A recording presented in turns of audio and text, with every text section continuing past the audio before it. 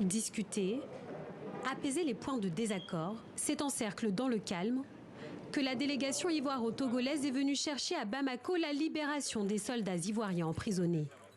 Le dossier est épineux et tout semble entre les mains du président de la transition malienne Assimi Goïta, dont tous attendent un geste.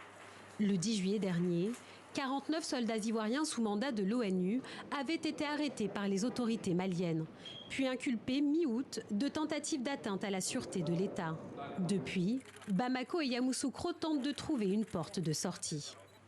Nous avons pu noter, en tout cas la volonté de part et d'autre, d'œuvrer à pouvoir surmonter cet événement en préservant les liens qui existent entre nos deux pays. En septembre dernier, 3 femmes soldats ivoiriennes avaient été libérées. Un gage d'avancement avant que les négociations ne semblent à nouveau retomber au point mort. 46 militaires restent toujours aux mains des autorités maliennes et chaque partie cherche des points de convergence pour sortir de cette situation. Nous avons pensé qu'il fallait privilégier, il fallait renforcer les liens de bon voisinage, de fraternité et d'amitié entre le Mali et la Côte d'Ivoire. C'est cela surtout qu'il faut retenir dans un premier temps.